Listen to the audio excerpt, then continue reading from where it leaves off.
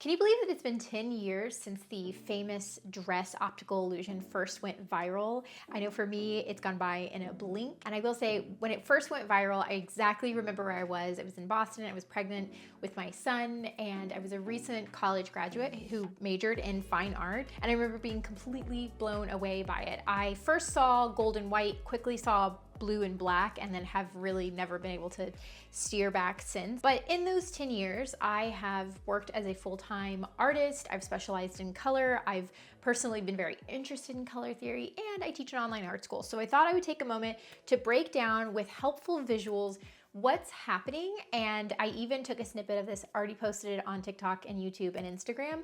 And a lot of people said that this is the first time they are able to see insert opposite colors that they never saw before. Obviously, this isn't gonna work for everyone. This is a perceptual based optical illusion, which means that even if you use all the aids and see all the helpful tools, you might never be able to compensate with your perception. And that's totally fine. There's nothing wrong. It doesn't mean you're not good at color theory. As I've seen in the comments, I, again, mostly see blue and black, but I thought I would share with you my process, and hopefully by the end of the video, you'll have perhaps seen the opposite color, but at the very least sort of understand, using color theory terms and ideas, what's happening. And maybe you can use some of this insight to help you become a better color interpreter or painter.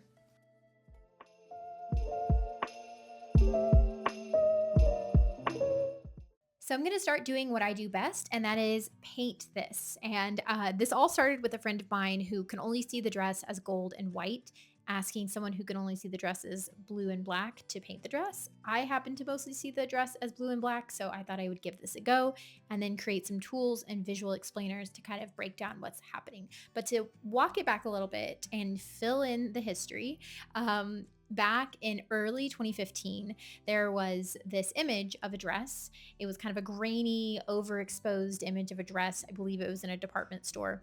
And it went viral first within a friend group, and then as a BuzzFeed article published this dress, it went viral with the rest of the world and the internet, because amongst friend groups and couples, people were disagreeing as to what color the dress is, right? Some people see the dress as blue and black, and it's just overexposed, and so the parts of the dress that are maybe more of a browny gold color are just black plus light. And then there's the blue, and some people are perceiving that blue as a shadowed white, which is usually kind of a blue color, to be fair. And so, of course, there are some people who see the dress as brown and blue, and there's variations, but generally speaking, most people fall into those two camps. And if you know anything about the internet, a debate, a good disagreement fuels most fires. So with that, the dress took off. There was a great article in the wake of that by the Wired writer who wrote about it. His name is Adam Rogers. I'm going to link his article and his book in the show notes if you'd like to take a look at that. His book, by the way, Full Spectrum, is a phenomenal book that breaks down color and why we see color. It's just very fascinating. Anyways, all that to say, the thing that's happening, we figured out kind of right away, is this is an effect and an optical illusion created in the wild that shows us color constancy at play. Color constancy is the reason why whenever you see a shadow, let's say on a sidewalk, and there's tree shadows, you don't think that the sidewalk all of a sudden has dark painted on tree limbs on it. You just see it as shadow. And this happens automatically. You don't look at it and then decipher. It happens sort of in the background of our mind and instantly. It's a bias or a prejudice in the neutral sense to understand that instead of as different colored parts of the sidewalk, as instead shadow. Now that I have the dress and these little swatches, I'm going to take it and make a flip book so that we can isolate the dress and really get to see what the color is on different color backgrounds. And the reason for this is there's two components to what we see. Generally speaking, we have both the value as well as the chroma or the intensity, basically the color part of when we see color. And the thing about this optical illusion and with shadow in general is that it is both dark It's both lighter and darker, which means the value is affected, and the chroma, so how blue is it, muted, is it vivid, that also affects it. And what happens is the people who are seeing the white and gold or the light blue and gold are basically perceiving it as backlit and cast in shadow. Their brain is overcorrecting for shadow.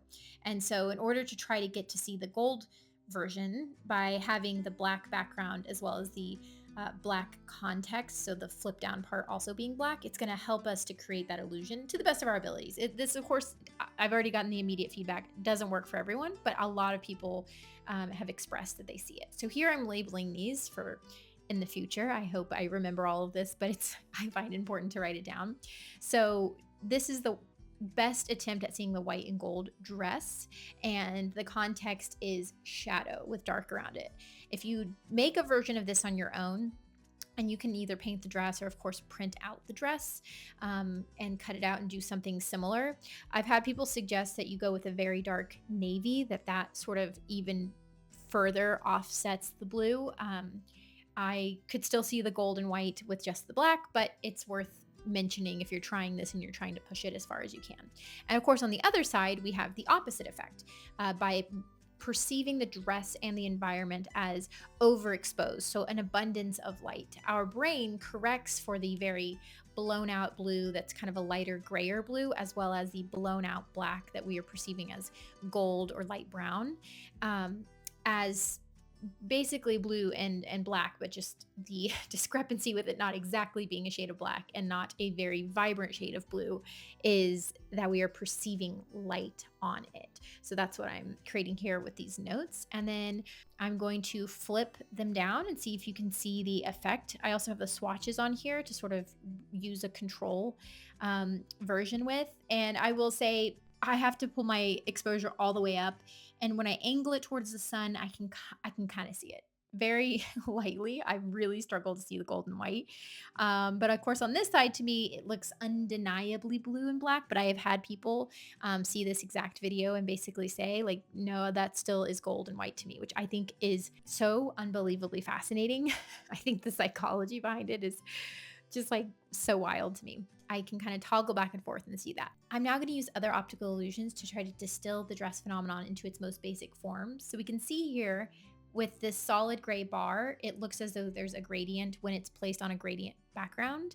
I'm showing you here, hopefully proving that it is one solid color. And I'm highlighting the fact that there is a bit of a gradient in the dress, the reference photo, and I think that that is creating some of the illusion. You can really tease out the lightest blue as like almost like a grayish blue white kind of color, and of course you can also find places where it's a much more deeper, pure, more vibrant blue. I'm also mixing the average color, so I'm going to put a pin in the gradient aspect, and I'm using basically the black here, which is, you know, if you look at the average, so you take the lightest, you take the darkest, you blend it together, is a yellowy brown. It's, you know, yellow browns read almost neutral. It's really close to kind of leaning into the green territory. And by painting a solid bar across the middle, I'm kind of trying to create a similar effect where I'm taking colors that are very vibrant, cool, and dark, and surrounding that brown gold color with it to try to highlight the lighter and yellowier aspects of that color. And then on the opposite side, I'm doing the opposite. I'm taking very pastel and more muted colors to try to make the bar look as though it is darker. And I actually want to highlight a story. So the first time we learned about color constancy was through a French chemist named Chevrel. And he was hired on by people who made tapestries. And basically they were saying, hey, listen, we have this black fiber, and in some parts of the tapestry, it looks really muted and brown. And in other places, it looks lovely and black. What's happening?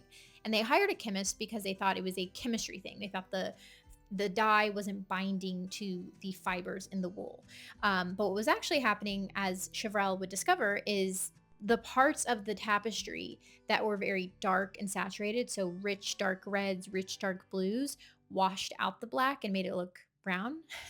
And in the places where there were lots of whites and pastels and light greens and light yellows, the black would look beautiful and dark. And so that's kind of, once he learned that, he wrote a book on color theory.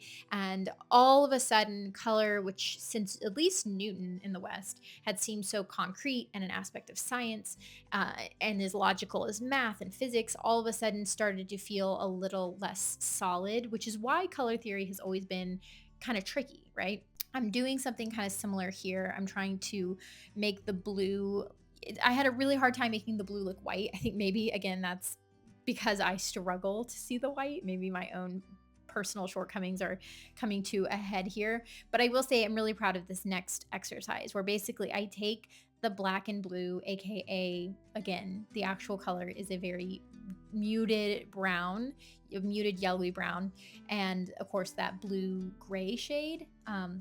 Basically, again, the average color of the dress, and creating a context of the opposite phenomenon. So if we're wanting it to feel, as though it is lighter, so like the gold and white, we're going to surround it with a vibrant blue dark color. And likewise, on the other side, by surrounding it by light and warm, it's going to make it seem more blue and vibrant and dark by contrast. So I'm trying to show that here. I'm kind of angling it to give the effect of overexposure, but I'm hoping throughout this exercise you're able to see, a little glimpse of the other side perhaps. And really the takeaway is that perception is incredibly powerful. And even though we know the dress is blue and black, lots of things, including our perception, can really shape the way we see things. Thank you for watching. Hopefully that was helpful and you now have a better sense of color theory. At the very least, you understand sort of the dress phenomenon in more detail. Hey, maybe you understood it right from the get-go when this first went viral. Congrats for still being here. But I enjoy explaining things. I enjoy the challenge of trying to take an idea that can be a little bit nuanced and translate it into something more obvious. I also wanted to take a moment to give my thoughts on why this viral dress moment has had such cultural reverberations. Like, we're all familiar with optical illusions. If you're like me as an elementary school student, then you probably were the kind of kid who only checked out the Guinness Book of World Records, Ripley's Believe It or Not, I Spy. And yes, one of my favorites was the optical illusion books. And I feel like that's finally come home to roost, so to speak, and that I can kind of speak to that. But I wanted to touch on why I think even still now videos about the dress can go viral. And I think obviously the low-hanging fruit is it's something that people disagree on, and unfortunately that is kindling for the internet. But I think another aspect of it is a lot of our current climate in the world as far as like objective truths and where we get our news and what we understand to be real versus not real, and even the idea of what is objective versus subjective. I think it's really complicated because while we do have the factual understanding of, in this case, the dress, right? It is a objectively blue fabric and a black fabric that was just taken with weird lighting. And yet, because color is a sensorial thing, right? It's one of those, if a tree falls in the wood and no one's around to hear it, doesn't make a sound. Same with color. If you put an apple inside of a dark closet and shut the door, scientifically it ceases to be red because it's only red if there's light and a human eye or some kind of eye that can pick up red to see it. All this to say, if you perceive it as white and gold, it's not wrong, you're not bad. It's just an example of how influential perception is. And all that to say, if we ever discuss things in the world, whether it's color theory to much bigger, more impactful things, and we don't allow ourselves to take in perception as, if nothing else, an important data point alongside of the objective truth, then we really limit ourselves to the nuance of a complete understanding of basically anything. If you would like to learn more about color theory, I have a whole color theory unit on my online art school. I have had students say that it was one of those helpful lessons that they've learned, and right now I'm developing a complement course to that with more hands-on exercises like I showed in this video. I'll walk you through how to do that. If that sounds interesting to you, check out my online art school. You can see the 7-day boot camp to see if e-learning is right for you first for free. And I'd love for you to learn more about my online art school. Take care, and I'll see you in the next video.